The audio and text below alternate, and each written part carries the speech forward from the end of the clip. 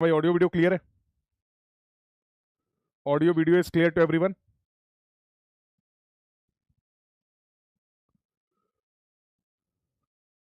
So how are you all, कैसे हैं आप सभी लोग?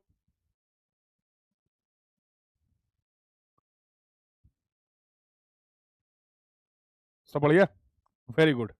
बहुत अच्छी बात है, सभी लोग ठीक हैं और बहुत अच्छे तरीके से अपने एग्जाम के लिए प्रिपेयर भी कर रहे हैं, तो बहुत अच्छी बात है। हाँ, और करना भी चाहिए। Once again good evening everyone. चलिए लेट्स स्टार्ट द डिस्कशन। आज जो बातचीत करने वाले हैं, एक ऐसा टॉपिक जहां से most probably you will get the question, आता ही आता है। तो पूरे सर्वेइंग में दो पार्ट में हम लोग सर्वेइंग को कवर करते हैं। मैं भी एकदम ठीक हूँ बेटा। तो पहला पार्ट हमारा रहता है दैट इज बेसिक सर्वेइंग, जो डिस्कशन हम लोग ऑलरेडी क्रैश कोर्स में कंप्लीट कर चुके हैं। और जो मॉडर्न सर्वेइंग या फिर एडवांस सर्वेइंग वाला पार्ट है, वहां से भी क्वेश्चंस आते हैं। मेजरली तीन टॉपिक हैं जो आपके सिलेबस का पार्ट है। पहला है फोटोग्रामेट्री सर्वे, दूसरा है जीआईएस, जियोग्राफिकल इंफॉर्मेशन सिस्टम, और अगला टॉपिक है दैट इज रिमोट सेंसिंग। तो जीआईएस और रिमोट सेंसिंग, यहां से कम क्वेश्चन आप बोल सकते हो आते हैं। लेस क्वेश्चन एक्सपेक्टेशन जो है, प्रोबेबिलिटी जो है क्वेश्चन की कम है, और थ्योरेटिकल क्वेश्चन पूछे जा सकते हैं। लेकिन यहां पर जो सबसे इंपॉर्टेंट टॉपिक आपका है दैट इज द फोटोग्रामेट्री सर्वे। तो आज के इस सेशन में मैं फोटोग्रामेट्री सर्वे के जो इंपॉर्टेंट टॉपिक्स हैं, मैं नहीं बोल रहा हूं कि मैं पूरा फोटोग्रामेट्री सर्वेइंग आप लोगों के साथ डिस्कस करने वाला हूं, but get point of view से जो टॉपिक वाइज चार पांच टॉपिक हैं जहां से क्वेश्चंस आ सकते हैं, उन सभी के कंसेप्ट को हम लोग यहाँ पर रिवाइज करने वाले हैं। और बेसिक देखेंगे हम लोग जीआईएस का, और बेसिक अंडरस्टैंडिंग देखेंगे रिमोट सेंसिंग की। ठीक है, तो सबसे पहले स्टार्ट करते हैं फोटोग्रामेट्री सर्वे। देखो यार, फोटोग्रामेट्री सर्वे में सबसे पहला और सबसे ज्यादा इंपॉर्टेंट जो टॉपिक है that is the scale of vertical photograph. अगर आपने रेगुलर क्लासेस अटेंड कर रखी तो you must have studied some basic terminology. कुछ बेसिक टर्मिनोलॉजी भी हम लोग कंप्लीट करते हैं। इंपॉर्टेंट टॉपिक है that is the scale of vertical photograph. देखो, स्केल का जो बेसिक कंसेप्ट हम लोगों ने बेसिक सर्वेइंग में पढ़ रखा है कि सर स्केल को यूज करते हैं हम लोग, कैसे डिफाइन करते हैं? Sir scale can be defined as the map distance upon ground distance. Basic definition तो स्केल की यही थी, यस और नो? अब क्योंकि यहां पर फोटोग्राफ की बात हो रही है, तो आप बोल सकते हो सर हम लोग डिफाइन कर देंगे photographic distance divide by the ground distance. Scale की हेल्प से ग्राउंड की डिटेल को हम लोग पेपर पे रिप्रेजेंट कर पाते थे with proper identification and proper understanding. So scale का यूज क्या था कि सर बिना अगर स्केल डिफाइन नहीं करेंगे तो ग्राउंड की डिटेल जो है उसको पेपर में रिप्रेजेंट करना हमारे लिए प्रैक्टिकली क्या हो जाएगा, डिफिकल्ट हो जाएगा। इसलिए स्केल का हम लोग यूज करते थे। अब वर्टिकल फोटोग्राफ क्या होती थी कि sir vertical photograph is the orthographic projection. अगर किसी भी जगह की परफेक्ट वर्टिकल फोटोग्राफ आप ले रहे हैं, इसका मतलब you can directly use that photograph as scale. उस photograph sorry as a map, उस फोटोग्राफ को आप एज अ मैप यूज कर सकते हैं। किस फोटोग्राफ की बात कर रहा हूं? इन the case of perfect vertical photograph. But obviously photograph से कोई भी इंफॉर्मेशन को एक्सट्रैक्ट करना तब ही पॉसिबल हो पाएगा जब आपको उस फोटोग्राफ का स्केल पता हो। तो सबसे पहले हम लोग स्केल ऑफ फोटोग्राफ डिफाइन करते थे। तो कुछ इंपॉर्टेंट बात है, फॉर एग्जांपल ये आपका रेफरेंस है, और ये आपका कोई ग्राउंड है having the elevation small H, ये आपका फ्लाइंग एक्सपोजर पॉइंट है। This is your exposure point जहां से आपने फोटोग्राफ क्लिक की है। Let's say this is the photograph, ये आपकी फोटोग्राफ है। This is your focal length of the camera. और कैपिटल एच होता था फ्लाइंग हाइट, फ्लाइंग एल्टीट्यूड। जो आपका एयरक्राफ्ट है उसका एल्टीट्यूड क्या है रेफरेंस से, तो उस केस में आप बोलते थे sir we can use the scale, we can define the scale as F upon H minus H. तो सबसे जनरल फॉर्म जो स्केल का था वो ये था। सर टर्मिनोलॉजी एक बार बता दीजिए। S is the scale, F is the focal length of the camera, capital H is the flying altitude of the aircraft और height of the exposure station above the mean sea level, small h is the height of the level surface, जो आपकी surface है। But practically ऐसा possible नहीं कि हमेशा ground जो हो वो इस तरीके से लेवल्ड हो। It may be the situation की ground is something like this, मतलब जितने भी ग्राउंड के पॉइंट हैं सबके एलिवेशन सेम नहीं है। Let's say this is H1, this is H2, this is H3 and so on. तो सर ऐसे फोटोग्राफ के लिए जहां पर आपने अंडुलेटेड ग्राउंड का फोटोग्राफ क्लिक किया है, उसके लिए कैसे हम लोग डिफाइन कर सकते हैं स्केल को? तो यहां से दूसरा डिस्कशन निकल के आता था that is the, as you can see, ये मैंने बेसिक आपको बता दिया है। और दूसरा डिस्कशन निकल के आता था that is the average scale. Average scale का कंसेप्ट क्या था कि अगर ग्राउंड की प्रोफाइल कुछ इस तरीके से है, दिस इज योर रेफरेंस और datum, let's say this height is H1, this height is H2, this height is H3, this height is H4। और अगर ऐसी सिचुएशन में जो फोटोग्राफ है उसका स्केल मुझे डिफाइन करना है, तो what I will do, I will take the average of all the heights और इसके बेसिस पे मैं एक एवरेज स्केल डिफाइन कर पा रहा था। तो this is your H average and this is nothing but you can write this is as H1 plus H2 plus H3 plus H4/4। Yes और नो? तो जो अभी आपने टर्म देखा S is equal to F upon F H minus H, अब यहां पर H की जगह हम लोग क्या यूज कर लेंगे? तो ऐसा करते ही अब हम लोग डिफाइन कर सकते हैं एवरेज स्केल। तो किसी एक पर्टिकुलर पॉइंट की बात हो रही है, किसी एक एलिवेशन की बात हो रही है, for that we will use S is equal to F upon H minus H। और अगर मल्टीपल हाइट्स हैं तो उसके इसके लिए हम लोग एवरेज स्केल भी डिफाइन कर सकते हैं। देखो एवरेज स्केल का सवाल गेट में आया नहीं है जहां तक मुझे याद आ रहा है, तो ये इंपॉर्टेंट होता है, यहां से सवाल बन सकता है। अगला स्केल आपने डिफाइन किया था जिसको आप बोलते थे डेटम स्केल। एक स्केल आपने डिफाइन किया था डेटम स्केल, समझ लो इसका कंसेप्ट क्या था। तो फॉर एग्जाम्पल ये कोई ग्राउंड है, तो ये आपका क्या है, दिस इज योर डिफरेंस और डेटम। अगर मैं इन सभी पॉइंट्स का प्रोजेक्शन कहां पे ले लूं, if I am taking the projection of all the points on the datum, तो ऑब्वियसली जो डेटम स्केल होगा that will be valid for entire photograph, क्योंकि अलग अलग पॉइंट्स के एलिवेशन जो है वो तो रेफरेंस से अलग अलग हो सकते हैं, पर एक फोटोग्राफ के लिए डेटम क्या होगा, कॉमन होगा। और अब मैं एक ऐसा स्केल डिफाइन कर रहा हूं जो कि कहां पर है, we are defining the scale on the datum itself. तो ऐसे स्केल को बोलते थे हम लोग डेटम स्केल, और S datum is equal to nothing but F upon H minus H, में H क्या हो जाएगा, 0, क्योंकि अब किसी हाइट की आप बात ही नहीं कर रहे हो, सभी पॉइंट्स का प्रोजेक्शन कहां पर कंसीडर कर रहे हो आप, all the points we are considering by projection on the datum itself. तो यहां पर जो स्केल हम लोग डिफाइन करते थे, ऐसे स्केल को हम लोग बोलते थे डेटम स्केल। तो ये अगर ये 0 हो जाएगा तो as datum will be equal to nothing but F upon capital H। ये तीनों स्केल क्लियर है? चैट बॉक्स में बता दो हाँ या ना। स्केल, एवरेज स्केल और datum scale, scale, average scale और डेटम स्केल सभी को क्लियर है? यस और no? Everyone confirm in the chat box. और यहां तक के डिस्कशन में अगर किसी को कोई डाउट है, कोई क्वेरी है, तो you can ask your doubt, you can ask your query. सब कुछ गिवन होगा आपको। Focal length of the camera will be given to you, flying altitude capital H will be given to you, point का elevation will be given to you, simply they will ask about the scale. ध्यान किस बात का रखना है, जब कभी भी स्केल का ध्यान, स्केल को कैलकुलेट करेंगे, take proper care of units. और अच्छा रहेगा, बेटर रहेगा अगर हम लोग स्केल को RF के फॉर्म में रिप्रेजेंट करें। तो RF के फॉर्म में यूनिट का कलेश नहीं रहता है, RF के फॉर्म में there will be no problem associated और रिलेटेड विद द यूनिट्स। तो it will be always better to represent the scale in the RF form. Clear to everyone? एक बार सभी लोग कंफर्म कर देंगे एक बार सभी लोग कंफर्म कर देंगे the discussion till now is clear to everyone? Any doubt to anyone? ये तीन स्केल जो मैंने डिस्कस किए, for a point having the elevation small h or a ground you can say, for different points having the different elevation we have defined the average scale, and for entire photograph we have defined the datum scale। पूरी photograph के लिए हम लोगों ने datum scale को define किया है। Clear है सभी को? बोलो भाई, all clear? No doubt? Very good. अगला इंपॉर्टेंट, ये पहला टॉपिक था फोटोग्रामेट्री में जो आपने अभी पढ़ा। दूसरा टॉपिक है रिलीफ डिस्प्लेसमेंट, ये भी बहुत इंपॉर्टेंट है। देखो रिलीफ डिस्प्लेसमेंट से theoretical as well as numerical दोनों तरीके के प्रॉब्लम बन सकते हैं। तो समझते हैं रिलीफ डिस्प्लेसमेंट होता क्या है और रिलीफ डिस्प्लेसमेंट का यूज क्या है। देखो तो आपको बेसिक कंसेप्ट पता है। For example if this is the tower, अगर एक कोई टावर है मान लो जिसकी हाइट है स्मॉल h, अगर मैं इसकी वर्टिकल फोटोग्राफ लेता हूं तो let's say this is the top of the tower, ये आपके टावर का टॉप है, and this is the bottom, T and B point, this is your exposure station, this is your photograph. तो आपको देखने को मिलेगा कि if we are taking the photograph, और उस फोटोग्राफ में, लेट मी करेक्ट, इसको थोड़ा सही से बना देता हूं टू अवॉइड द कंफ्यूजन। क्या करते हैं, ये टावर ले लिया, ये O ले लिया, और यहां से ये फोटोग्राफ क्लिक किया, this is the top, this is the bottom, यहां पर कहीं फोटोग्राफ मिल रहा है, दिस इज योर फोटोग्राफ। कहां पर मिलेगा सर? Focal length F। अब देखो टॉप के करस्पॉन्डिंग ये मिल रहा है स्मॉल t और ये मिल रहा है स्मॉल b।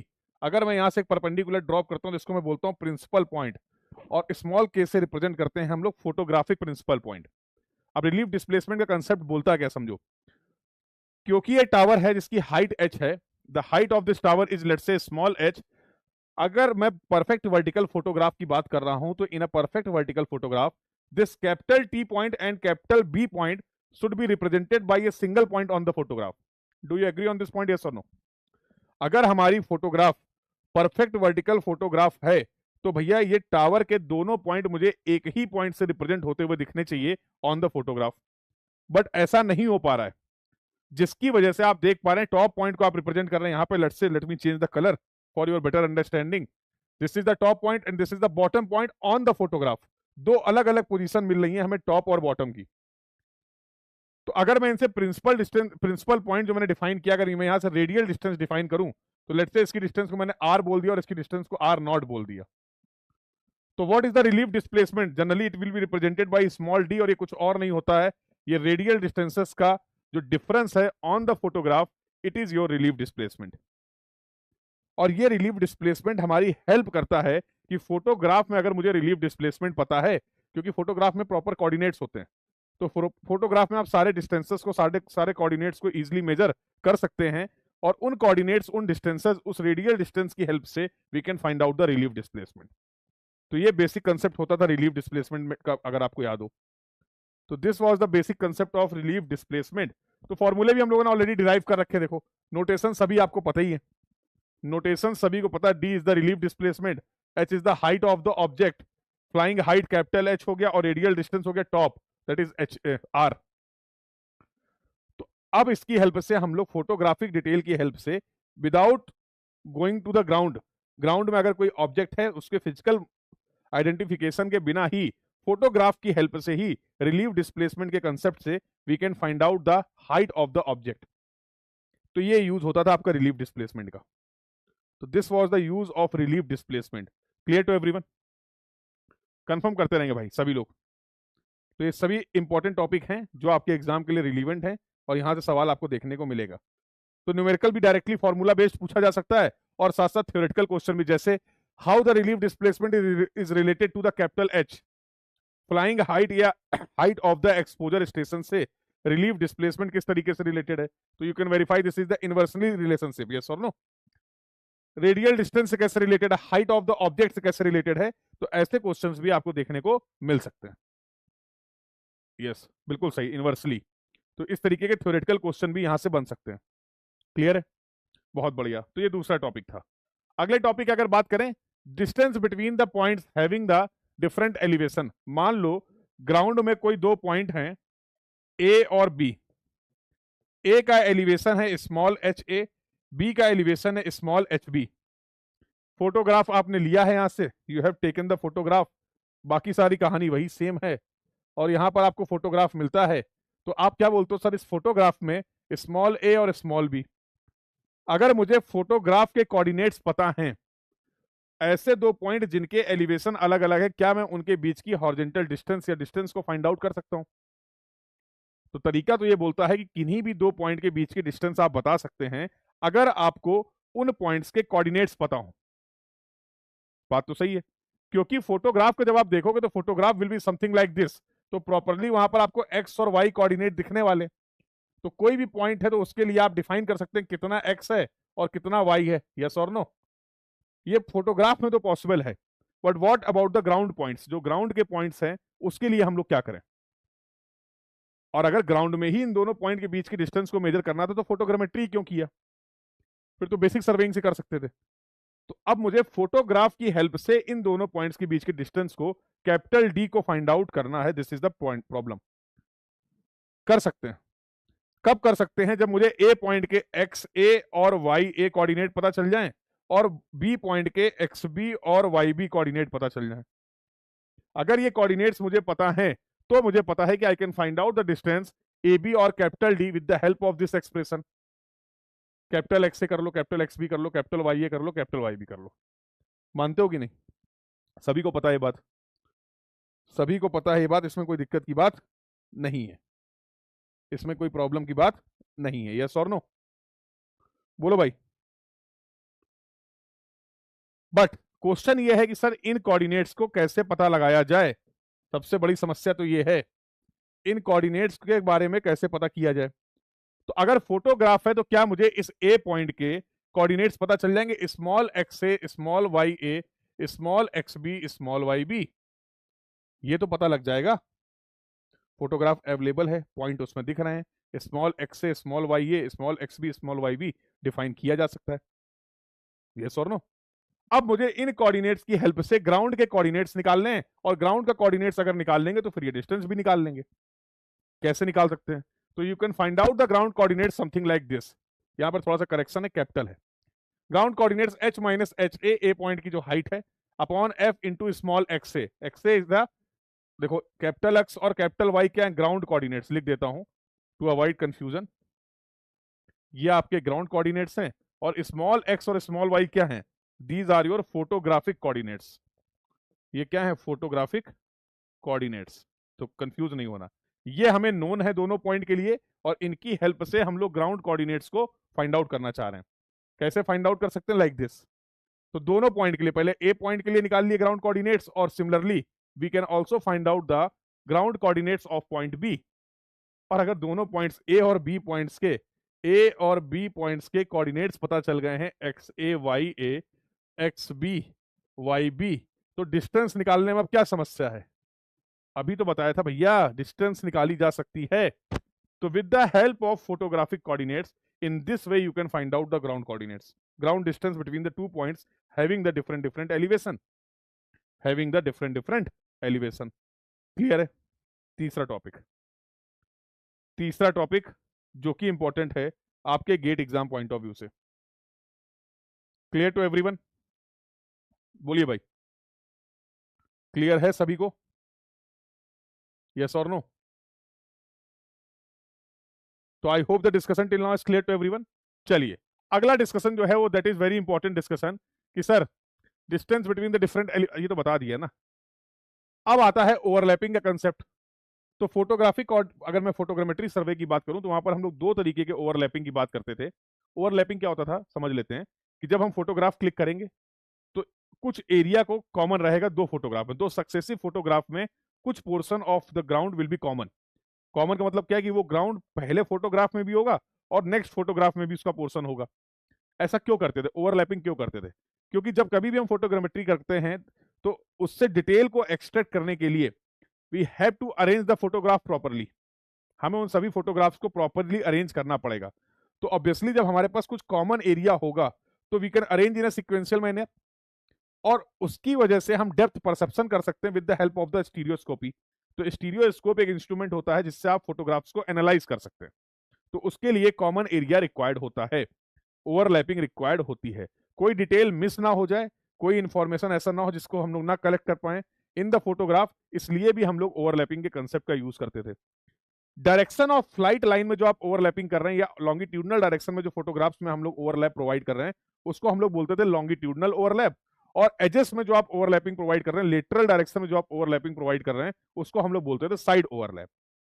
तो दो तरीके की ओवरलैपिंग आपको कंप्लीट करनी। डायग्राम की हेल्प से अगर आप समझना चाहो तो फॉर एग्जांपल ये एक ग्राउंड है। अब जाहिर सी बात इसको एक फोटोग्राफ से तो कवर नहीं कर सकते, तो मान लो ये अपनी डिफरेंट डिफरेंट क्या है, these are the flight lines. आपने बोला sir aircraft will move like this, पहले एयरक्राफ्ट यहां पर मूव करेगा।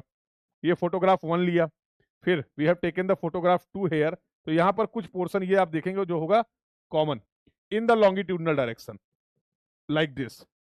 फिर हम लोग क्या करने वाले हैं, now the aircraft will move on the another strip, दूसरे फ्लाइट लाइन पे मूव करेगा। तो अब जो फोटोग्राफ आप क्लिक करेंगे उसमें लेटरल डायरेक्शन में कुछ ओवरलैपिंग होगी लाइक दिस। तो there will be certain overlapping in the longitudinal direction, तो इसको आप बोलते थे साइड लैप। क्लियर है? लॉन्गिट्यूडनल लैप और साइड लैप क्या होता है, क्यों प्रोवाइड करते हैं, ये तो समझ में आ गया। कितना प्रोवाइड करते हैं वो भी मैंने लिख दिया है। जनरली लॉन्गिट्यूडनल लैप जो होता है वो 60% होता है, और साइड लैप जो होता है वो 15 से 35% होता है। These are the part of the flight planning. जब कभी भी आप फोटोग्रामेट्री करते हैं तो उसके पहले आप डिसाइड कर लेते हैं कि कितना ओवरलैपिंग हमें प्रोवाइड करना है। क्लियर है यहां तक की बात? ठीक है, तो ये दो कंसेप्ट थे। इसकी हेल्प से हमें निकालना है कि सर अगर एडवांटेज मैंने आपको ऑलरेडी बता दिया, कोई इंफॉर्मेशन मिस ना हो, प्रॉपरली डिटेल को एक्सट्रैक्ट कर पाए, इंफॉर्मेशन को हम लोग नोट कर पाए with the help of the photogrammetry या स्टीरियोस्कोपी। इसके लिए ये ओवरलैपिंग इंपॉर्टेंट है, करनी चाहिए। ठीक है, अगला डिस्कशन क्या है, area covered by a photograph. अब जैसे फॉर एग्जांपल ये एक एरिया है ग्राउंड, इसकी डायमेंशन लेट्स से ये L है and this is your B। अब इसकी अगर आपने फोटोग्राफ लिया और आप बोल लो सर ये पूरी डायमेंशन यहाँ पर कवर हो गई है, बहुत बढ़िया, और ये पूरी डायमेंशन है, तो स्मॉल L हो गया और ये स्मॉल B हो गया। तो कोई भी एक पर्टिकुलर फोटोग्राफ है वो कितना एरिया कवर कर रही है, अगर ओवरलैपिंग नहीं होता तो हमारे लिए आसान था कमेंट कर पाना कि सर जितनी भी फोटोग्राफ है as per the scale we can tell कि कितनी करस्पॉन्डिंग ग्राउंड एरिया को हम लोग कवर कर रहे हैं। बट क्योंकि अब आप ओवरलैपिंग भी प्रोवाइड कर रहे हैं, you are providing the longitudinal lap on the photograph as well as and the side lap on the photograph. तो अब आपको पता करना है कि कितना एरिया हमारे फोटोग्राफ ने कवर किया है, तो वो आप यहां से निकाल सकते हैं। उसके लिए स्केल पता होना चाहिए, और स्केल कैसे बता सकते हैं, that we have already discussed, ये हम लोग ऑलरेडी डिस्कस कर चुके हैं। अब ये एक फोटोग्राफ कितना एरिया कवर कर रहा है ये निकालना क्यों इंपॉर्टेंट होता है, इस बात को आप समझिए। मेरा मेन मकसद जो है, मेन मुद्दा जो है वो ये है कि मैं जानना चाहता हूं कि अगर मुझे कोई भी ग्राउंड दिया गया है, उस पूरे ग्राउंड की डिटेल को या इंफॉर्मेशन को कलेक्ट करने के लिए मुझे टोटल कितने नंबर ऑफ फोटोग्राफ्स लेने हैं। सुनिए ध्यान से, what will be the total number of photographs required to cover an area. किसी भी एरिया को कवर करने के लिए कितने फोटोग्राफ्स रिक्वायर्ड हैं, ये जानने के लिए मुझे पता होना चाहिए इस कंसेप्ट के बारे में कि how many, what is the total area covered by a single photograph. एक सिंगल फोटोग्राफ कितना एरिया कवर कर रहा है। पॉइंट समझ में आ गया? क्यों इच्छुक हो आप, क्यों जानना चाहते हो, ये पॉइंट सभी को क्लियर हो गया, यस और नो? इसका यूज देखो। यस, बिल्कुल आपको लॉन्गिट्यूडनल लैप और साइड लैप को भी कंसीडर करना पड़ेगा व्हाइल कैलकुलेटिंग दिस पॉइंट, कि सर एक फोटोग्राफ कितना नेट इफेक्टिव एरिया कवर कर रहा है ग्राउंड का, उसके लिए ओवरलैपिंग को भी कंसीडर करना पड़ेगा। बिल्कुल सही बात है भाई, बिल्कुल सही बात है। चलिए, तो जब कभी भी बात होती है कितनी फोटोग्राफ्स रिक्वायर्ड है, नंबर ऑफ फोटोग्राफ्स रिक्वायर्ड, तो वहां पर मुद्दा क्या है जरा समझो। अब दो पॉसिबिलिटी है यहाँ पे, दो पॉसिबिलिटी है। पहला केस यहाँ पे लिखा होगा, नहीं लिखा है, लिख दिया होगा, केस 1। अब देखो यहाँ पे दो तरीके की सिचुएशन हो सकती है, ध्यान से सुनना। आपको डायरेक्टली ये बताया जा सकता है कि भैया टोटल इतना एरिया है, इसको हमें कवर करना है, फोटोग्रामेट्री करना है, इसके लिए कितनी नंबर ऑफ फोटोग्राफ्स रिक्वायर्ड होगी। ये पहला केस है जहां पर आपको टोटल एरिया दे दिया गया something like this, 100 kilometre square का एरिया है, लॉन्गिट्यूडनल लैप आपको बता दिया गया, साइड लैप बता दिया गया, और बोला गया बताइए कि भाई इसको कवर करने के लिए कितनी फोटोग्राफ्स रिक्वायर्ड होगी। तो इसके लिए क्या बेसिक कंसेप्ट हम लोग यूज कर सकते हैं, ऐसी सिचुएशन में क्या बेसिक कंसेप्ट हम लोग यूज कर सकते हैं, बताइए भाई। तो आपने बोला सर कुछ नहीं, फॉर एग्जाम्पल अगर ये एरिया है जो आप कैपिटल ए बोल रहे हैं, किसी तरीके से अगर मैं स्मॉल ए निकाल लूं, स्मॉल ए क्या है, area covered by, area covered by single photograph, area covered by single photograph, तो नंबर ऑफ फोटोग्राफ्स क्या हो जाएगा, number of photographs to cover this entire area will be equal to nothing but capital A by small a. क्या बोलते हो? अरे simple सी बात है, अगर बोलो आप कि सर एक एरिया है 100 किलोमीटर स्क्वायर का, उसको कवर करने के लिए कितनी फोटोग्राफ्स रिक्वायर्ड हैं, तो मैंने आपको बोला कि जो हमारी एक फोटोग्राफ है वो 1 किलोमीटर स्क्वायर का एरिया कवर करेगी। The one photograph is covering the area of 1 kilometre square. Total area जो है ग्राउंड एरिया वो 100 किलोमीटर स्क्वायर है। उस केस में कितनी नंबर ऑफ फोटोग्राफ्स रिक्वायर्ड होगी, 100 divide by 1, 100 photographs are required. It's very simple. हाँ भाई, तो मुद्दा ये आता है कि सर अब हम ये कैसे पता लगाएं कि एक फोटोग्राफ कितना एरिया कवर करेगा। ठीक है, ये भी बता देते हैं। तो अगर कोई फोटोग्राफ है, अगर कोई फोटोग्राफ है तो उसकी भी तो डायमेंशन होगी। लेट्स से ये स्मॉल एल हो गया और स्मॉल डब्ल्यू हो गया, ये कैपिटल एल हो गया और ये कैपिटल डब्ल्यू हो गया। तो तुम्हें नहीं लगता है स्मॉल ए जो होगा nothing but capital L into capital W, capital L into capital W इसके बराबर होगा, यस और नो? बता देना भाई, कहीं कोई डाउट हो तो एक बार बता जरूर देना मुझे। कहीं कोई डाउट हो, कहीं कोई क्वेरी हो तो you can ask your doubt, you can ask your query without any problem. Clear है? तो अब मुद्दा ये कि एल और डब्ल्यू कैसे निकालें, by considering the overlapping also, हमें ओवरलैपिंग को भी कंसीडर करते हुए चलना है। निकाल सकते हैं भाई, इतना बड़ा प्रॉब्लम थोड़ा है, कोई प्रॉब्लम की बात नहीं है। देखोगे कैसे निकालें? तो कैपिटल एल हम लोग निकाल सकते हैं, that will be equal to 1 minus longitudinal lap, ये डायरेक्शन अगर फ्लाइट की है, स्केल क्या है, into small L, length of the photograph, length of the photograph. Can be write like this बेटा? और अगर ऐसा लिखा जा सकता है तो what will be the value of capital W?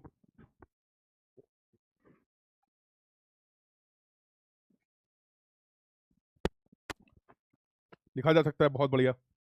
Similarly can I write capital W will be equal to 1 minus side lap into scale into small W. क्या इस तरीके से लिख सकता हूं मैं? क्या इस तरीके से लिखा जा सकता है, यस और नो?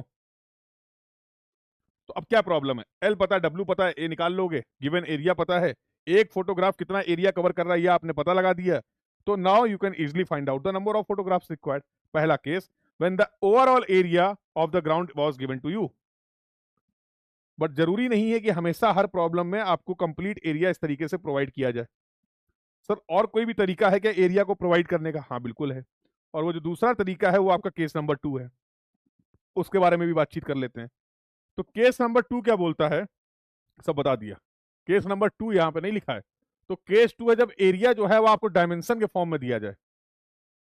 अब ओवरऑल एरिया नहीं गिवन है, वो बोलेगा 10 किलोमीटर बाई 10 किलोमीटर का एरिया एक ग्राउंड है, 10 किलोमीटर बाई 10 किलोमीटर का ग्राउंड है, तो इसको कवर करने के लिए टोटल नंबर ऑफ फोटोग्राफ्स कितनी होगी।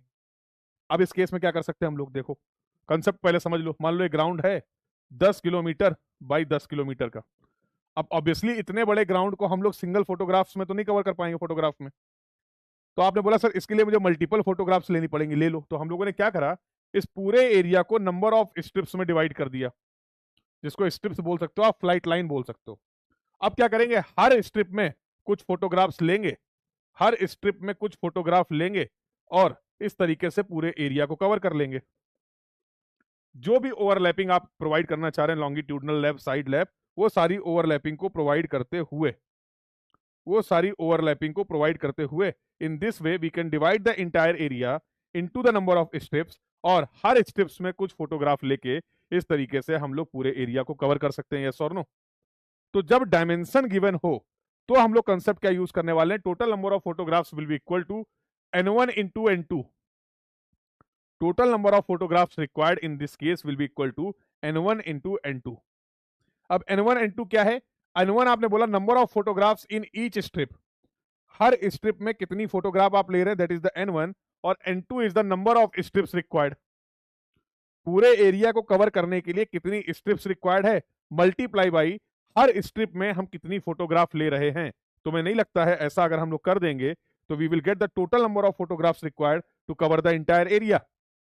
उस पूरे एरिया को कवर करने के लिए जितनी भी फोटोग्राफ्स रिक्वायर्ड होंगी वो हम बता सकते हैं। यस और नो? तो मुद्दा ये आता है कि n1 n2 निकालें कैसे। अरे सेम कंसेप्ट n1 n2 जैसे आपने निकाला था, सिमिलरली कितना एरिया कवर कर रहे हैं, लेंथ और विड्थ को कंसीडर करते हुए we can comment on the n1 and n2। तो अगर n1 और n2 पता चल गया है तो फिर हम टोटल नंबर ऑफ फोटोग्राफ्स भी निकाल सकते हैं। क्लियर है सभी को?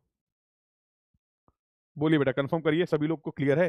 तो ये दोनों केस इंपॉर्टेंट हैं और यहां से दो दो नंबर के सवाल देखने को मिलते हैं। कोई भी केस पूछा जा सकता है। They can provide you the overall area, या फिर आपको एरिया डायमेंशंस के फॉर्म में भी प्रोवाइड किया जा सकता है। जिस तरीके से आपको एरिया प्रोवाइड किया गया है उसके बेसिस पे आप डिसाइड करेंगे कि which approach we need to follow, कि किस अप्रोच से हम यहाँ पर total number of photographs required निकाल सकते हैं। सर दोनों केस में आंसर सेम आएगा, नहीं आएगा? दोनों केस में आंसर सेम आएगा क्या, नहीं आएगा? क्लियर है? ये सब इंपॉर्टेंट टॉपिक्स जो थे, जहां जहां से भी न्यूमेरिकल बन सकता है गेट एग्जाम की, अगर मैं पर्टिकुलरली बात करूं तो ये सारी चीजें हम लोगों ने सफलतापूर्वक यहाँ पर कंप्लीट कर ली हैं। तो थ्योरेटिकल टॉपिक्स कुछ और भी हैं, लाइक बेसिक टर्मिनोलॉजी क्या होता है, टाइप्स ऑफ फोटोग्राफ्स क्या होता है, तो मैं एज्यूम करके चल रहा हूँ वो आपको पता है। ठीक है, तो I am assuming that the rest part is known to you, उससे आप अवेयर हैं। तो जो मोस्ट इंपॉर्टेंट डिस्कशन है वो मैंने यहाँ पर कंप्लीट कर लिया है। चले इसलिए जाती हैं कभी कभी, ये दोनों इंपॉर्टेंट है क्योंकि बाकी एग्जाम्स में आई हैं। क्रैब और ड्रिफ्ट क्या होता है ये समझ लो जरा, एक बार बता देता हूं अगर आपको कोई प्रॉब्लम है। क्रैब और ड्रिफ्ट क्या क्या है? Angle formed between the flight line and the edges of the photograph in the direction of flight. मान लो ये आपकी डायरेक्शन ऑफ फ्लाइट थी। अब आपने बोला सर एक काम करते हैं, फोटोग्राफ्स ले रहे थे आप, अब फोटोग्राफ्स कुछ इस तरीके से आ रही हैं, you are taking the photographs like this. तो आपको नहीं लगता है इनके एजेस और फ्लाइट लाइन के बीच में कोई एंगल बन रहा है? इस कंसेप्ट को हम लोग क्या बोलते हैं, क्रैब। ड्रिफ्ट क्या होता है कि जब हम अपने एयरक्राफ्ट को किसी एक फ्लाइट लाइन पे मूव करा रहे हैं, तो आइडियली तो हम चाहते हैं सिचुएशन कुछ ऐसी हो, आइडियली तो हम चाहते हैं कि we will take the photograph like this, but due to the effect of the wind की इफेक्ट की वजह से ये बहुत डिफिकल्ट हो जाता है कि हम अपनी फ्लाइट लाइन को मेंटेन कर पाए।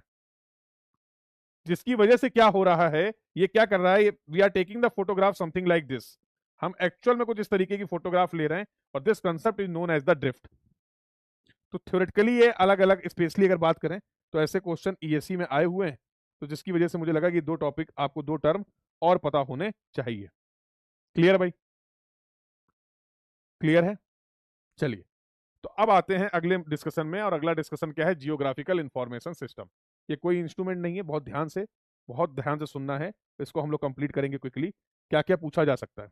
तो GIS is the geographical information system. जितनी भी जियोग्राफिकल इंफॉर्मेशन है, उस इंफॉर्मेशन को से रिलेटेड जो कुछ भी आप कर सकते हो। क्या क्या कर सकते हो?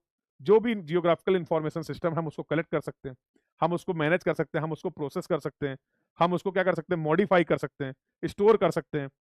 अलग अलग रिक्वायरमेंट के हिसाब से, अलग अलग यूज के हिसाब से हम उस इंफॉर्मेशन से कुछ नई इंफॉर्मेशन को प्रोड्यूस भी कर सकते हैं। तो ये जो पूरा तंत्र है, ये जो पूरा सिस्टम है, ये जियोग्राफिकल इंफॉर्मेशन को मैनेज करने का, इसी को बोलते हैं जीआईएस। इसी को बोलते हैं जीआईएस। अब जियोग्राफिकल इंफॉर्मेशन आप कहां कहां से कलेक्ट कर सकते हैं? तो वही साथ मैंने लिखा भी होगा, GIS can be defined as a system which involves collection, capturing, storing, processing, manipulating, analyzing, managing, retrieving, and displaying the data. Information is essentially referred to the real world problem is known as the geographical information system.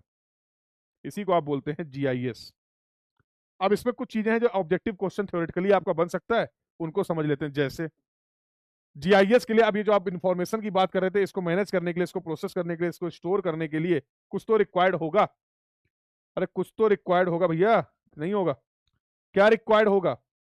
तो GIS के components क्या क्या हैं? GIS के components की अगर मैं बात करूं, तो जीआईएस के लिए आपको चाहिए, सबसे इंपॉर्टेंट क्या है? हार्डवेयर चाहिए सर। कौन सा मेथड यूज कर रहे हैं लोग? डेटा और सॉफ्टवेयर।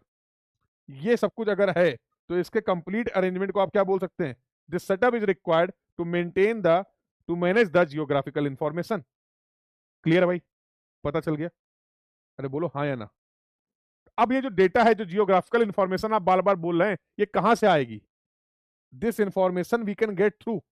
ये इंफॉर्मेशन कहां कहां से आपको मिल सकती है? तो this information we can get through maps जो आपने प्रिपेयर किए थे with the help of the basic surveying, aerial photographs, satellite image, field observations, other sources. अब जीआईएस की हेल्प से, with the help of the software, hardware, अब हम इस लोग इसको क्या कर लेंगे? डिजिटल डेटा में कन्वर्ट कर लेंगे, और यही हमारा जीआईएस का डेटाबेस बन गया। अब इसका मैनेजमेंट करो, अब इसका आप मैनेजमेंट करिए, जो भी करना चाहते हैं। क्लियर है? क्लियर है? तो लेक्चर्स में मैंने और डिटेल वे में इसको डिफाइन किया है जीआईएस को, कुछ और एग्जांपल्स की हेल्प से। तो जिन लोगों ने अटेंड कर रखा होगा वो याद कर पाएंगे। तो इसके लिए हम लोग एक एग्जांपल लेते हैं कि फोटो डीपी चेंज करने वाला, याद है? सोशल मीडिया में जो आप डीपी चेंज करते हैं अपनी, उस पूरे प्रोसेस की हेल्प से रिलेट करके हम लोगों ने जीआईएस को डिटेल में डिस्कस कर रखा है। चलिए, ये थोड़ी जानकारी इंपॉर्टेंट तो थी। इसमें मेन इंपॉर्टेंट जो डिस्कशन है, that is related to the types of data. दो तरीके के डेटा इंपॉर्टेंट है, स्पेशियल और नॉन स्पेशियल डेटा। अब जरा इसको ध्यान से समझ लो कि सर स्पेशियल डेटा क्या है, नॉन स्पेशियल डेटा क्या है। स्पेशियल डेटा का मतलब है कि रियल वर्ल्ड में जो कुछ भी आपको दिख रहा है, that is the spatial data. That is the spatial data. अगर आप आसपास देख रहे हैं तो बिल्डिंग्स दिख रहे हैं, प्लांट्स दिख रहे हैं, यही तो दिख रहा है, ट्री दिख रहा है, रोड्स दिख रही हैं, पहाड़ी इलाके में हो तो हिल दिख रहे हैं, रिवर दिख रहा है, पॉन्ड दिख रहा है। These are the things that you will see around yourself. उसको अगर एज इट इज हम रिप्रेजेंट करते हैं, that is known as the spatial data. ठीक है? अब ये क्या है? स्पेशियल डेटा भी होता है दो तरीके का। वेक्टर डेटा, इसका रिप्रेजेंटेशन जो है वो दो तरीके का है, वेक्टर डेटा और रेस्टर डेटा। वेक्टर डेटा का मतलब क्या है? कुछ इंफॉर्मेशन को हम रिप्रेजेंट करते हैं with the help of the point, lines and polygon. अगर मैं किसी इंफॉर्मेशन को, स्पेशल इंफॉर्मेशन को पॉइंट, लाइन या पॉलीगन की हेल्प से रिप्रेजेंट कर रहा हूं, तो उसको मैं बोलूंगा that is the vector representation of spatial data. और रेस्टर में क्या करते हैं? रेस्टर के केस में यहां पर देखो दूसरा फॉर्मेट लिखा था, तो यहां पर पॉइंट, लाइन, पॉलीगन, इनकी हेल्प से आप इंफॉर्मेशन को रिप्रेजेंट कर रहे हैं, और यहां पर पिक्सल्स की हेल्प से हम इंफॉर्मेशन को रिप्रेजेंट करते हैं। तो ये तो पहला हो गया स्पेशियल डेटा। क्या होता है सर, एक बार फिर से बता दीजिए। जो कुछ जैसा दिख रहा है, जो भी आसपास है, वो सभी कुछ क्या है? स्पेशियल डेटा है। वो स्पेशियल डेटा रिप्रेजेंट कर सकते हैं हम लोग दो तरीके से। उसका पहला रिप्रेजेंटेशन हम लोग कर सकते हैं वेक्टर फॉर्मेट में। तो जो भी आपके, फॉर एग्जांपल एक रिवर है, उसको आपने ऐसे रिप्रेजेंट कर दिया। कोई बिल्डिंग ब्लॉक है, उसको आपने रिप्रेजेंट कर दिया with the help of the point. तो पॉइंट, लाइन और पॉलीगन्स की हेल्प से जो आपकी रियल वर्ल्ड सिचुएशन है, कंडीशन है, ऑब्जेक्ट्स हैं, उनकी इंफॉर्मेशन को रिप्रेजेंट करना is known as the vector representation of spatial data. Raster के केस में आप सेम इंफॉर्मेशन को रिप्रेजेंट कर रहे हैं but not with the help of the point line and polygon. Point line और पॉलीगन की हेल्प से ना रिप्रेजेंट करके यहां पर आप यूज कर रहे हैं क्या, here you are using the pixels. Pixels के फॉर्मेट में अगर हम लोग इंफॉर्मेशन को रिप्रेजेंट करते हैं तो that is known as the raster data representation. तो ये बात होगी स्पेशियल की। एक तरीके का डेटा आपने और बोला जिसको आप बोलते हैं नॉन स्पेशियल डेटा। तो नॉन स्पेशियल डेटा वो डेटा होता है जो कि हमारे स्पेशियल डेटा से एसोसिएटेड है। जैसे अब अगर आप किसी शहर की बात कर रहे हैं तो उस शहर की पॉपुलेशन क्या है, उस शहर में मेल फीमेल रेशियो क्या है, उस शहर में सीनियर सिटीजन का नंबर क्या है, परसेंटेज क्या है। Are you getting my point? तो ये डेटा भी है तो उसी जगह से रिलेटेड ना, बट ये geographical information like road building block की बात नहीं हो रही है। तो this type of information, associated information, is known as the non spatial data. इसी को आप बोलते हैं नॉन स्पेशियल डेटा। ये देखो पॉपुलेशन एग्जांपल मैंने आपको बताया। क्लियर है भाई? तो डेटा फॉर्मेट जो है जो आपको पता होने चाहिए, तो ये इंपॉर्टेंट है, ये थोड़ा सा ध्यान रखना। वेक्टर रेस्टर, और वेक्टर रेस्टर में वेक्टर इंपॉर्टेंट है, यहाँ पे पूछ लिया जाता है। Vector data can be represented by point line polygon, चौथा कोई एक और ऑप्शन दे देगा। इनमें से it is not use to represent the vector data. तो पॉइंट लाइन और पॉलीगन ये तीन कीवर्ड आपको ध्यान रखने, इसके अलावा और किसी तरीके से वेक्टर डेटा को रिप्रेजेंट नहीं करते हैं। तो ऐसा सवाल भी अलग अलग एग्जाम में पहले आया हुआ है, तो गेट में भी आ सकता है, कोई बड़ी बात नहीं होगी। क्लियर है? कोई डाउट किसी को? Any doubt to anyone? तो मेरे हिसाब से जीआईएस में कम से कम इतनी बातें तो आपको पता होनी ही चाहिए। जीआईएस में इतनी बातें आपको पता होनी चाहिए GATE exam point of view से। चलो लगे हाथ तो रिमोट सेंसिंग की भी बात कर लेते हैं। अब इतने एप्लीकेशन क्या है, जितनी भी फील्ड तुम्हें पता है, देखो application of GPS, application of GIS, application of remote sensing, her field में एप्लीकेबल है। ठीक है, तो ये सबसे आसान तरीका हो गया, पूछ ले किन किन फील्ड में एप्लीकेबल है, हर फील्ड में एप्लीकेबल है। क्लियर है?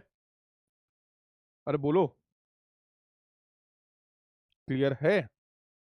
एक पॉइंट है जो आपको ध्यान रखना है, ये अच्छा क्वेश्चन बन सकता है।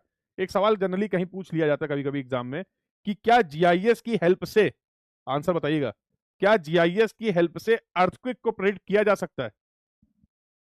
क्या जीआईएस की हेल्प से अर्थक्वेक को प्रेडिक्ट किया जा सकता है? क्योंकि जब आप इसका एप्लीकेशन देखोगे तो यू विल फाइंड कि this is applicable in the field of earthquake also. तो यहां से अगर मैं क्वेश्चन फ्रेम करूं, आपसे पूछूं कि क्या जीआईएस की हेल्प से अर्थक्वेक को प्रेडिक्ट किया जा सकता है, जवाब है नहीं। जवाब है नहीं। जीआईएस की हेल्प से अर्थक्वेक को प्रेडिक्ट नहीं किया जा सकता है। अर्थक्वेक से रिलेटेड अगर मैं बात करूं तो अगर कहीं अर्थक्वेक आया है, उसकी वजह से जो डैमेजेस हुए हैं, समझ रहे हो, उनके मैनेजमेंट में जीआईएस यूजफुल होगा। उनको मैनेज करने जो डिजास्टर हुआ है due to the earthquake, to manage that disaster GIS is applicable. But with the help of GIS we can not predict the earthquake. कहां पे अर्थक्वेक आएगा, कितना अर्थक्वेक आएगा, ये प्रिडिक्ट नहीं कर सकते हैं। तो एक क्वेश्चन कहीं किसी न किसी एग्जाम में आया है, तो ये गेट में भी आ सकता है, related to the application part. अगर एप्लीकेशन पार्ट से रिलेटेड मैं आपसे बात करूं तो। क्लियर हो गया भाई? क्लियर हो गया? यहां तक की सभी बातें सभी को क्लियर हो गई? बोलो, यहां तक की सभी बातें सभी को क्लियर हैं? तो चलिए लास्ट टॉपिक की बात कर लेते हैं, और लास्ट टॉपिक है सर रिमोट सेंसिंग। किसी भी ऑब्जेक्ट की इंफॉर्मेशन को कलेक्ट करना without establishing a physical contact. बिना फिजिकल कॉन्टेक्ट के उस ऑब्जेक्ट की इंफॉर्मेशन का कलेक्शन, डेटा का collection is known as the remote sensing. Simple सी बात है। अब इसके लिए भैया कुछ सेटअप रिक्वायर्ड है। दो तरीके के रिमोट सेंसिंग सिस्टम होते हैं, एक्टिव रिमोट सेंसिंग और passive remote sensing. Passive remote sensing का मतलब क्या है कि इसके लिए एडिशनल सोर्स ऑफ एनर्जी, देखो कोई भी सिस्टम होगा एनर्जी से चलेगा, कोई भी सिस्टम होगा एनर्जी से चलेगा। तो पैसिव रिमोट सेंसिंग सिस्टम क्या करता है, जो सराउंडिंग एनर्जी है लाइक सन, सन की एनर्जी को यूज कर लेता है इन ऑब्जेक्ट्स के आइडेंटिफिकेशन के लिए। एक्टिव रिमोट सेंसिंग सिस्टम में क्या होता है, इस सिस्टम में जो हमारे सैटेलाइट्स होते हैं उनके पास खुद का सोर्स ऑफ एनर्जी भी होता है। If the satellites are having the own source of energy, तो उसको हम लोग बोलते हैं एक्टिव रिमोट सेंसिंग सिस्टम। तो आई होप एक्टिव और पैसिव का गेम क्लियर हो गया। आई होप एक्टिव और पैसिव का गेम क्लियर हो गया, यस और नो? बोलो भाई। तो यहाँ पे डायग्राम में भी आपको समझ में आ जाएगा, एक डायग्राम होगा, ये देखो ये डायग्राम। तो यहाँ पर सन की एनर्जी को यूज कर लिया सेंसर ने, तो इसको बोल दिया आपने पैसिव। एक्टिव वाले के पास अपना सोर्स ऑफ एनर्जी भी है। क्लियर है? और एक क्वेश्चन यहां से फ्रेम हो सकता है related to the ideal remote sensing system. एक आइडियल रिमोट सेंसिंग सिस्टम के क्या क्या कंपोनेंट हैं? तो होता क्या है देखो, अब ये फॉर एग्जांपल सन है, अब इसका रेडिएशन जो हो रहा है वो हर अलग अलग ऑब्जेक्ट पे हो रहा है। ये आपकी बिल्डिंग्स हैं, रोड्स हैं, सॉइल है, ग्रास है, वाटर है, फॉरेस्ट है, इन सबकी कैरेक्टरिस्टिक्स अलग अलग है। ये जो रेडिएशन आ रहा है, इस रेडिएशन को एब्जॉर्ब करेंगे और रिफ्लेक्ट करेंगे, वो डिपेंड करता है इसकी कैरेक्टरिस्टिक्स क्या है। कुछ एब्जॉर्ब कर लिया रेडिएशन और कुछ क्या कर दिया इन्होंने, वापस से रिफ्लेक्ट कर दिया। ये जो रिफ्लेक्टेड एनर्जी है, it will be collected by the centre sensor, जो कि सैटेलाइट पे आपने लगा रखा है। अब ये सैटेलाइट इस इंफॉर्मेशन के बेसिस पे ये जज करेगा, ये आपको बताएगा कि क्या क्या ये ऑब्जेक्ट हैं। ये पूरा कहानी हो रही है। तो अगर एक आइडियल रिमोट सेंसिंग सिस्टम की बात की जाए तो क्या क्या होना चाहिए? तो भैया एक तो ऐसा सोर्स ऑफ एनर्जी हो जो कंटिन्यू आपकी सेवा में तत्पर रहे। There should be a uniform source of energy. दूसरा क्या है? Non interfering atmosphere. जब ये इमिशन हो रहा है और इन ऑब्जेक्ट्स तक जो भी रेडिएशन हमारा जा रहा है, उसमें एटमॉस्फेयर का इन्वॉल्वमेंट जीरो होना चाहिए, और ऐसा होगा नहीं। कुछ ना कुछ तो इन्वॉल्वमेंट होगा ही ना। और इसीलिए आप इसको बोल लो कि अगर आइडियल रिमोट सेंसिंग हो सिस्टम, तो उसकी क्या रिक्वायरमेंट है? तो practically this atmosphere will interfere, ये इंटरफेयर करेगा। तो आइडियली अगर मैं बात करूं, क्या होना चाहिए? Non interfering series of unique energy matter interaction with the earth surface. जो भी ऑब्जेक्ट है उनसे प्रॉपरली एनर्जी का क्या होना चाहिए? इंटरेक्शन होना चाहिए। बहुत बढ़िया। Super sensor. अब ये जो रेडिएशन रिफ्लेक्ट हो रहा है, यहां पर कुछ भी इंफॉर्मेशन मिस नहीं होनी चाहिए। तो the sensor should be effectively collect all the relevant information. यहां पर कुछ भी इंफॉर्मेशन आप मिस कर दोगे तो ऑब्वियसली इसी रेडिएशन जो रिफ्लेक्टेड एनर्जी है, उसी के बेसिस पे तो आप चीजों को आइडेंटिफाई कर रहे हैं, उसी के बेसिस पे तो आप चीजों की डिटेल्स को कलेक्ट कर रहे हैं। तो yes, there should be super sensor, मतलब कोई भी इंफॉर्मेशन मिस ना हो, ये भी आपकी रिक्वायरमेंट है। एक आइडियल सुपर सेंसर होना चाहिए। Real time data handling. Information मिला, ग्राउंड स्टेशन में भेजो तुरंत, ताकि उस इंफॉर्मेशन को प्रोसेस किया जा सके। किसके लिए? अलग अलग यूजर्स के लिए। अब डिफेंस में यूज है तो डिफेंस पर्पज से आप उस इंफॉर्मेशन को प्रोसेस करिए। एग्रीकल्चर की फील्ड में आप बात करना चाह रहे हैं तो दैट पॉइंट ऑफ व्यू से आप उसको क्या कर सकते हैं? प्रोसेस कर सकते हैं। तो these are the basic term related to the remote sensing. देखो बहुत बड़े बड़े टॉपिक हैं, बट गेट में अगर आप देखोगे, specially in the case of civil engineering, तो इतने से काम चल रहा है, अच्छे से चल रहा है। हाँ, जिसको बहुत ज्यादा मॉडर्न सर्वेइंग में इंटरेस्ट है कि सर हमें तो जीपीएस, जीआईएस, रिमोट सेंसिंग, हाँ, इस पे तो बिल्कुल मजा ही आ गया है, तो इस पे हमें और ज्यादा अच्छे से पढ़ाई करनी, इसको और एक्सप्लोर करना है, तो गेट ने आपके लिए एक पेपर और स्टार्ट कर दिया है। तो जैसे अभी आप लोग गेट जा रहे हैं किससे? सिविल इंजीनियरिंग से देने, ऐसे ही गेट आप अपीयर कर सकते हैं जीई से, जियोमेटिक्स इंजीनियरिंग। क्या है ये? जियोमेटिक इंजीनियरिंग। तो यहाँ पर आपका जो जीपीएस जीआईएस रिमोट सेंसिंग, ये सबका एक्सटेंडेड और एडवांस वर्जन आपको देखने को और पढ़ने को मिलता है। यस, तो सिविल इंजीनियरिंग स्टूडेंट इसके लिए भी एलिजिबल हैं। Civil engineering students are also eligible for this too. Clear है भाई? I hope the discussion is clear to everyone. In this way we have successfully completed our course. ये जो हमारा crash course था सर्वेइंग का, GATE point of view से, वो हम लोगों ने कंप्लीट कर लिया है। तो we have discussed all the important and major concepts of the surveying, जो आपके गेट के लिए रिलीवेंट हैं और इंपॉर्टेंट हैं। तो I hope you all have enjoyed the session, और सभी लोगों ने बहुत अच्छे तरीके से इन कंसेप्ट्स को रिवाइज किया। ज्यादा से ज्यादा क्वेश्चंस को प्रैक्टिस करिए और ज्यादा से ज्यादा टेस्ट सीरीज को अटेम्प्ट करिए और एनालाइज करिए। So best wishes for your exam. This was all about for this course. Thank you everyone, keep learning. Thank you.